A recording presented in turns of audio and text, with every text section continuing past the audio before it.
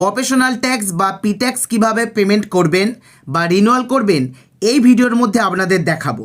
একেবারে 2024 সালের নতুন নিয়মে প্রফেশনাল ট্যাক্স পেমেন্ট করে বা রিনিউয়াল করে আপনাদের দেখাবো। এই চ্যানেলে প্রফেশনাল ট্যাক্স ছাড়াও trade licence apply, trade licence renewal, PAN card, voter card, ration card, Aadhaar card ছাড়াও অন্যান্য অনলাইন রিলেটেড সমস্ত কিছুই দেখানো হয়ে থাকে। তাই আমাদের চ্যানেলটিকে এখনও যদি সাবস্ক্রাইব না করে থাকেন তাহলে অবশ্যই আমাদের চ্যানেলটিকে সাবস্ক্রাইব করে পাশে থাকা বেল আইকন প্রেস করে নোটিফিকেশান অল করে রাখুন। এই ধরনের গুরুত্বপূর্ণ ভিডিওর আপডেট সবার প্রথমে আমরাই আপনাদের দিয়ে থাকি। তো চলুন প্রফেশনাল ট্যাক্স পেমেন্ট করার প্রসেসটা এবার আমরা দেখে নিই। প্রফেশনাল ট্যাক্স পেমেন্ট করার জন্য প্রথমেই আপনার মোবাইল বা কম্পিউটার যে কোনো একটি ডিভাইস থেকে গুগল ক্রোমটিকে ওপেন করে নেবেন।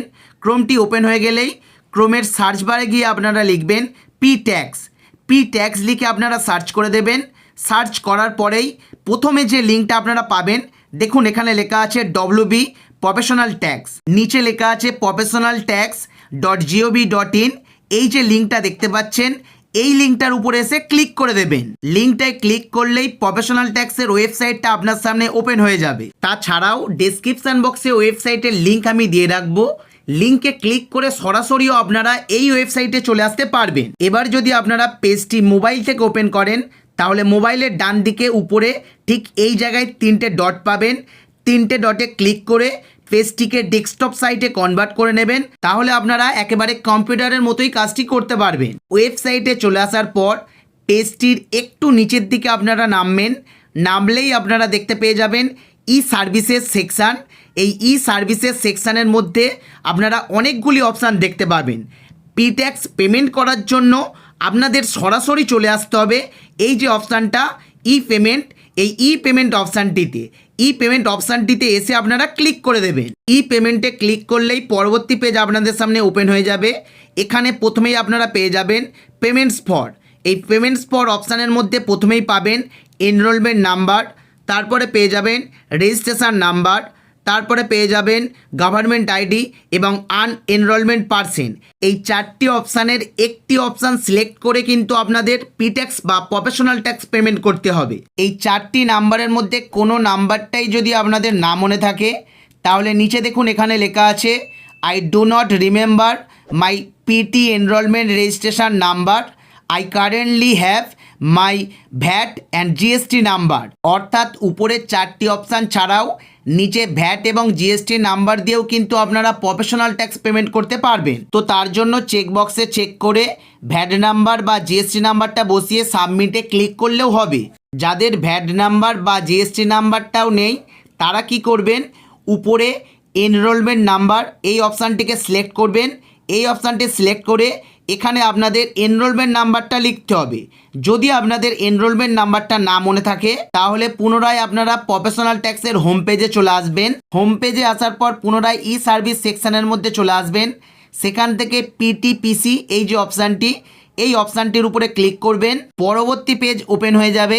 এখানে সব শেষ অপশান আপনারা দেখতে পাবেন income tax permanent account number অর্থাৎ প্যান নাম্বার। এই জায়গাটায় আপনার প্যান কার্ড নাম্বারটা বসিয়ে দেবেন। প্যান কার্ড নাম্বারটা বসিয়ে দেবার পর ক্লিক হেয়ার এই অপশানে ক্লিক করবেন। ক্লিক করলেই আপনারা এনরোলমেন্ট নাম্বার বা রেজিস্ট্রেশন নাম্বার দেখতে পাবেন, আপনার ট্রেড নেম অর্থাৎ আপনার বিজনেসের নাম দেখতে পাবেন এবং আপনার বিজনেসের অ্যাড্রেস এখান থেকে দেখতে পেয়ে যাবেন। এবার এখান থেকে আপনার এনরোলমেন্ট নাম্বার বা রেজিস্ট্রেশন নাম্বারটাকে কপি করে নেবেন। কপি করে নেবার পর আগের পেজে ফিরে আসবেন, এনরোলমেন্ট নাম্বার সিলেক্ট করবেন। এনরোলমেন্ট নাম্বার সিলেক্ট করার পর এনরোলমেন্টের জায়গায় আপনার এনরোলমেন্ট নাম্বারটা পেস্ট করে দিয়ে সাবমিটে ক্লিক করে দেবেন। সাবমিটে ক্লিক করলেই আপনারা পরবর্তী পেজে চলে আসবেন। পরবর্তী পেজে চলে এসে আপনারা দেখতে পেয়ে যাবেন অ্যাপ্লিকেন্টের নাম, অ্যাপ্লিকেন্টের email address, business address, trade name, mobile number, এই সমস্ত কিছু আপনারা এখানে ঠিকঠাক করে একটু দেখে নেবেন। দেখে নেবার পরে আপনারা একটু নিচের দিকে চলে আসবেন। নিচের দিকে চলে আসলেই আপনারা পেয়ে যাবেন পেমেন্ট ডিটেলস। পেমেন্ট ডিটেলসের প্রথমেই আপনারা পাবেন পেমেন্ট মুড। আপনারা ড্রপ ডাউন মেনুতে ক্লিক করবেন। ড্রপ ডাউন মেনুতে ক্লিক করলেই আপনাদের সামনে ওপেন হয়ে যাবে net banking, counter payment, debit card, SBI ইপে। আপনারা এখানে আপনাদের মতো করে চয়েস করে নেবেন। আমি এখানে এসবিআই ইপে চয়েস করে নিচ্ছি। চয়েস করে নেবার পরেই আপনারা চলে আসবেন year of payment. Year of পেমেন্টে এসে আপনারা ড্রপ ডাউন মেনুতে ক্লিক করবেন। ড্রপ ডাউন মেনুতে ক্লিক করে আপনারা কোন ফিনান্সিয়াল ইয়ারের জন্য পেমেন্ট করতে চাইছেন সেই ফিনান্সিয়াল ইয়ারটাকে সিলেক্ট করবেন। সিলেক্ট করার পরে আপনারা চলে আসবেন annual gross turnover, drop down মেনুতে ক্লিক করবেন। ড্রপ ডাউন মেনুতে ক্লিক করে আপনাদের অ্যানুয়াল টার্নওভার কত হয়, 5 লাখ টাকা, 5 লাখ থেকে 7.5 লাখ টাকা, 7.5 লাখ টাকা থেকে 25 লাখ টাকা, যেটা হয় আপনারা এখান থেকে সেটাকে সিলেক্ট করবেন। সিলেক্ট করে নেবার পরেই আপনারা এখানে দেখতে পেয়ে যাবেন আপনাদের কত টাকা পেমেন্ট করতে হবে। আমার এখানে 300 টাকা পেমেন্ট করতে হবে। এরপর আপনারা নিচে চলে এসে পে এই অপশানে ক্লিক করে দেবেন। পেতে ক্লিক করার পরেই এখানে আরও একবার আপনারা কত টাকা পেমেন্ট করছেন সেটা কনফার্ম করতে বলবে। আপনারা দেখে নেবেন, দেখে নিয়ে ইএসএ ক্লিক করে দেবেন। ইএসএ ক্লিক করার পরেই আপনারা একটু ওয়েট করবেন। তারপর আপনারা সরাসরি জিআরআইপিএস এর পেজে চলে আসবেন। জিআরআইপিএস এর পেজে এসে আপনারা সমস্ত পেমেন্টের ডিটেলসটা দেখতে পাবেন। আপনারা এখানে পেমেন্ট ডিটেলসটা দেখে নেবেন। দেখে নেবার পরে নিচে চলে আসবেন। নিচে চলে এসে কনফার্মে ক্লিক করে দেবেন। কনফার্মে ক্লিক করে দেবার পর আপনারা পরবর্তী পেজে চলে আসবেন। এখানে আপনাদের ব্যাংক নেম সিলেক্ট করতে বলছে। আপনারা ড্রপ ডাউন মেনু থেকে ব্যাংক নেম সিলেক্ট করবেন। আমি এখানে এসবিআই ই পে সিলেক্ট করেছিলাম, তাই আমার সামনে একটি অপশানই এসেছে। আমি আরও একবার এসবিআই ই পে এটাকে সিলেক্ট করে নিচ্ছি। সিলেক্ট করে নেবার পরে পসিট অপশানটাই ক্লিক করে দিচ্ছি। পসিটে ক্লিক করলেই আপনারা পরবর্তী পেজে চলে আসবেন। পরবর্তী পেজে চলে আসলেই আপনাদের জিআরএন নাম্বার জেনারেট হয়ে যাবে। এই জিআরএন নাম্বারটাকে কোনো এক জায়গায় নোট ডাউন করে রেখে দেবেন। তারপরে আপনারা ওকেতে ক্লিক করে দেবেন।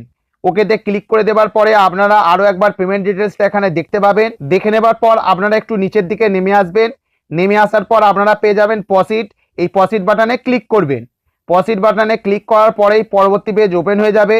পরবর্তী পেজে এসে আপনারা government reference number, deposit name, amount, bank name সমস্ত কিছু দেখতে পাবেন। এখানে আপনারা এই ক্যাপচার কোডটা দেখে দেখে পাশে এই বক্সে বসিয়ে দেবেন। বসিয়ে দেবার পরে কনফার্মে ক্লিক করবেন। কনফার্মে ক্লিক করার পর একটু ওয়েট করবেন, পেজটি একটু লোড হয়ে যাবে। লোড হয়ে যাবার পরেই আপনাদের সামনে এসবিআই ই পে এর পেমেন্ট গেটওয়েটা ওপেন হয়ে যাবে। এখানে আপনারা debit card, credit card, net banking, ভীম ইউপিআই, ওয়ালেট, এনএফটির দ্বারা পেমেন্ট করতে পারবেন। আপনাদের যেটা সুবিধা হবে আপনারা সেটা সিলেক্ট করে নেবেন। আমি এখানে ভীম ইউপিআই সিলেক্ট করছি। ভীম ইউপিআই সিলেক্ট করার পরে নিচে এখানে এন্টার ইউপিআই আইডি এই বক্সে চেক করবেন। চেক করার পরে আপনার ইউপিআই আইডিটা এই বক্সে বসিয়ে দেবেন। বসিয়ে দেবার পরে পে নাও এই অপশানে ক্লিক করবেন। ক্লিক করার পরেই আপনাদের ইউপিআই অ্যাপে একটি পেমেন্ট লিঙ্ক চলে যাবে। লিঙ্কে ক্লিক করে আপনারা পেমেন্টটাকে কনফার্ম করে দেবেন। পেমেন্টটা করার জন্য আপনাদের হাতে 6 মিনিট সময় থাকবে। আমি এখানে ইউপিআই অ্যাপ্লিকেশন ওপেন করে পেমেন্টটাকে কনফার্ম করে দিচ্ছি। পেমেন্টটা কনফার্ম হলেই পেজটি একটু লোড হবে। আপনারা একটু ওয়েট করবেন। ওয়েট করলেই আপনারা পরবর্তী পেজে এসে দেখতে পেয়ে যাবেন আপনাদের ট্রানজাকশন সাকসেসফুল হয়েছে। আপনারা এই পেজে 10 সেকেন্ড ওয়েট করবেন। 10 সেকেন্ড ওয়েট করার পর আপনারা সরাসরি হোম পেজে চলে আসবেন। হোম পেজে চলে আসার পর আপনারা চালান ডাউনলোড করার জন্য নিচে চলে আসবেন। নিচে চলে আসার পর আপনারা ই পেমেন্টে ক্লিক করে দেবেন। ই পেমেন্টে ক্লিক করে দেওয়ার পরেই আপনারা এখানে পেয়ে যাবেন চেক পেমেন্ট ডিটেলস এই অপশানে ক্লিক করবেন। এই অপশানে ক্লিক করার পর আপনার জিআরএন নাম্বারটা এখানে বসিয়ে দেবেন। বসিয়ে সাবমিটে ক্লিক করবেন। সাবমিটে ক্লিক করলেই আপনাদের ডিভাইসে এই ধরনের একটি ই চালান ডাউনলোড হয়ে যাবে। আপনারা এই ই চালানের একটি প্রিন্ট আউট নিয়ে রেখে দেবেন বা আপনাদের ডিভাইসে সেভ করে রেখে দেবেন। এভাবেই আপনারা খুব সহজে আপনাদের পি ট্যাক্স পেমেন্ট করতে পারবেন। আশা করব ভিডিওটি আপনাদের উপকার এসেছে, তাই দয়া করে ভিডিওটা একটি লাইক করে দেবেন। ধন্যবাদ।